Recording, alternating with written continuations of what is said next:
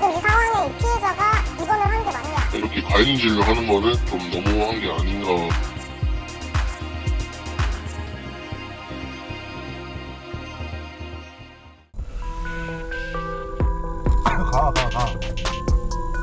가. 오른쪽으로. 야. 아이고.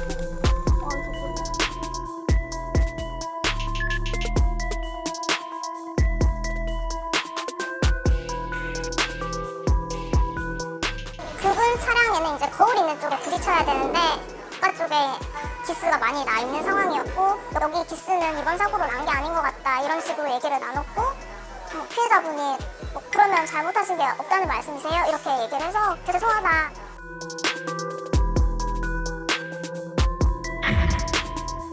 문자로 개인 접수를 조금 해야 될 것 같다고 얘기를 하셔가지고, 기껏해야 뭐 대물 접수 정도? 그러면 뭐 사이드 미러를 교체할 수도 있겠지? 이 정도 생각이었거든요.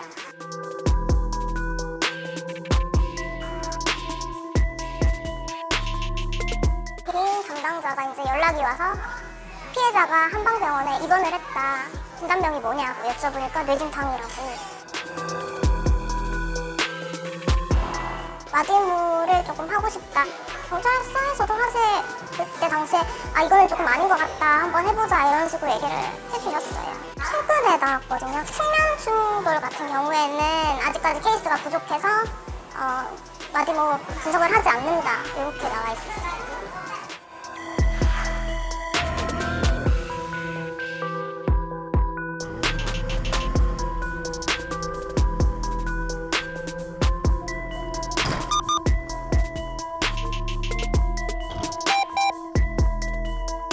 후방 룸밀러를 이제 확인을 안 한 게 아무래도 가장 큰 실수인 거죠. 그 차는 서 있었고 제가 가서 박았습니다라고 보험사 보고도 제가 말씀을 드렸었거든요.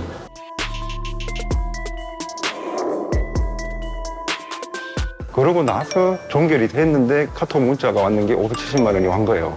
570만 원에다가 100만 원이 들어갔다는 걸 최종 금액을 알게 되어서 저로서는 너무 안타깝죠.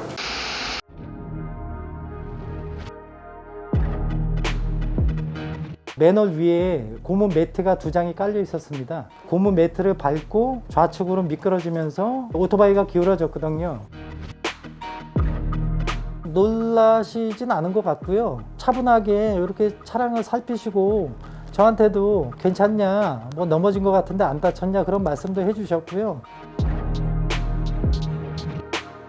대인 접수도 필요하시다고 하셔서 제가 흔쾌히 동의를 하였습니다. 그런데 다다음 날 보험사 측에서 다시 전화가 왔는데 이분이 한방병원에 입원하셨다고 그렇게 말씀을 하시더라고요. 측면을 긁은 사고라 전혀 차 안에서는 움직임이 감지되지 않았을 것 같은데 그걸로 입원하셨다고 하니까 너무하다는 생각만 들었습니다. 그냥 사고 났다고만 살짝 느낄 수 있을 정도였던 것 같아요.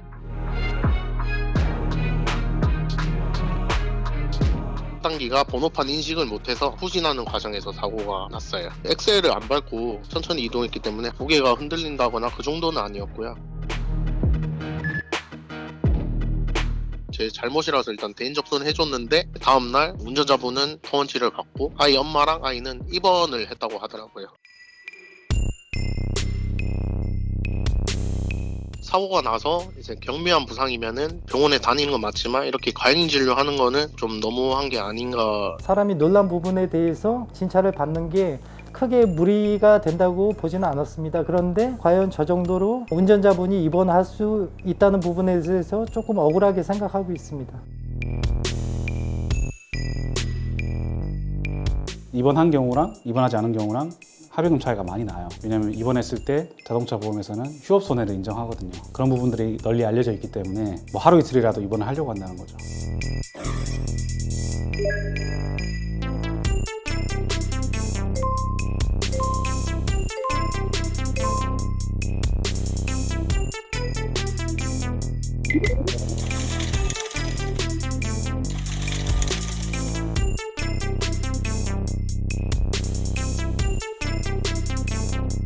경찰서에 마디모 프로그램을 신청하시고 결과가 나오기 전까지 대인 접수를 하지 않는 방법이 있습니다. 그리고 과잉진료를 발생시킨 자에게 보험사기 방지 특별법 등 관련 법규에 따라 형사처벌을 강화시키는 것도 과잉 진료를 억제하고 예방할 수 있는 방법이 될 수 있겠습니다.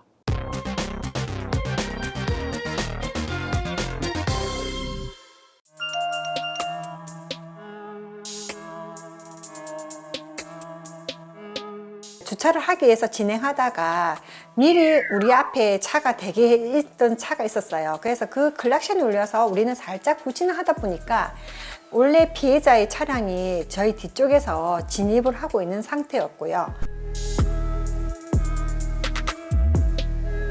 저희가 이제 일단은 실내 이제 죄송하다는 말씀드리고 괜찮냐 뭐 상태를 다 확인을 했어요. 근데 상대방도 괜찮다 가라 그래가지고 기가를 하게 됐는데 그 사람이 지금 접수해갔다 교통사고를 냈으니 보험 처리를 해주라.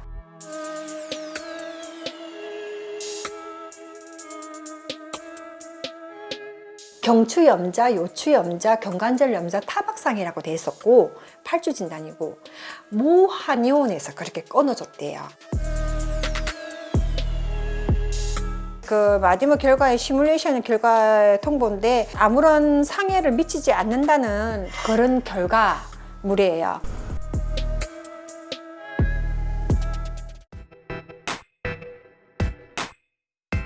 차 뒤에 여기 단프차가 아마 있더라고요. 그래서 뭐 사고 났나 해서 저도 모르게 쳐다보면서 브레이크에서 발이 뗀 것 같아요. 상대방 분이 어떻게 해줄 거냐 하더라고요. 그래서 보험 처리해야 된다겠죠. 미세한이냐 하고 하니까 그냥 알았다고 가라갔더라고요. 차주분이 차는 안 고치고 대인으로 신청해 주라고. 그래서 제가 이제 대인으로 신청했죠. 제 차 블랙박스를 보니까 충격도 미미하고 너무 억울하더라고요. 그래서 마디모 프로그램에다 제가 신청을 했어요. 3주 후에 나왔더라고요. 그분이 고령으로 그럴 수 있음으로 나왔어요. 사실 마디모 프로그램이라는 게 개별적인 상황을 고려했다기보다는 통계화된 수치만 가지고 시뮬레이션을 돌려보는 거기 때문에 그 자체가 신빙성이 있다고 보기는 좀 어렵고요. 오히려 주치의가 판단했을 때 이 환자가 치료가 필요하다는 소견이 밝혀지면 이 소견이 마디모 프로그램보다는 우선해서 객관적인 증거로 활용되는 경향이 생겼습니다.